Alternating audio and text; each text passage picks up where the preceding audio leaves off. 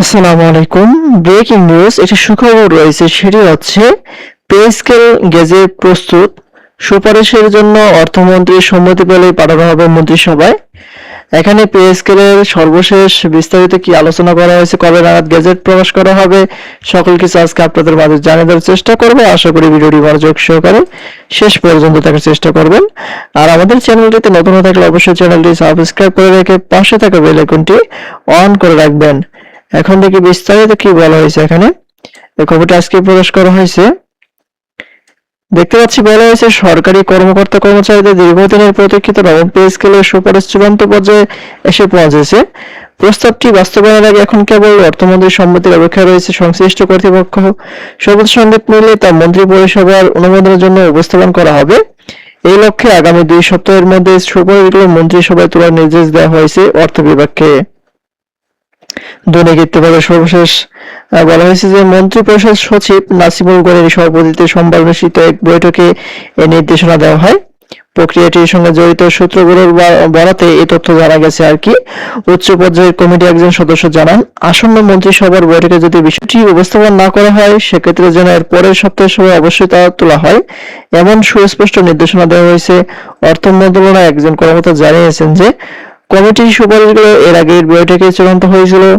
মূলত বিচার বিভাগ সংক্রান্ত কিছু কারিগরি বিষয়ের সমাধান করতেই সোমবার অতিরিক্ত বৈঠকটি ডাকা হয়েছিল।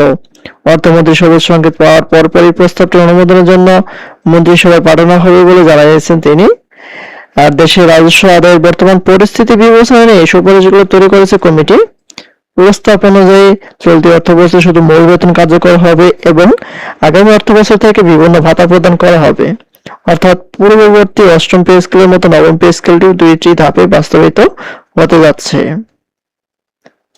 কমিটির একজন সদস্য জানিয়েছেন, নতুন এই বেতন কাঠামো আগামী 1 জুলাই থেকে কার্যকর করা হলেও মন্ত্রিসভার অনুমোদন পাওয়ার সংশ্লিষ্ট আইনি ও কারিগরি আনুষ্ঠানিকতা সম্পন্ন করতে বেশ কয়েক মাস সময় লেগে যেতে পারে।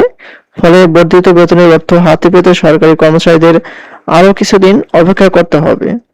অতীতে একই ধরনের বিলম্বের নজির রয়েছে।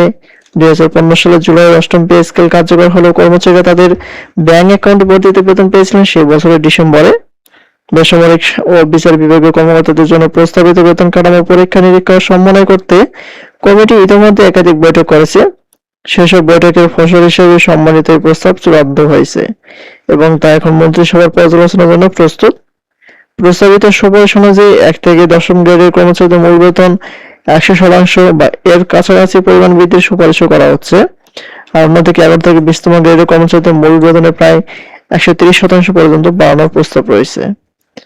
এই হচ্ছে পে স্কেলের বাস্তবায়নের সর্বশেষ আপডেট। পরবর্তীতে নতুন কোনো আপডেট আসা মাত্র আমাদের চ্যানেলটিতে পেতে অবশ্যই চ্যানেলটি সাবস্ক্রাইব করে রাখবেন। ধন্যবাদ সবাইকে। আসসালামু আলাইকুম।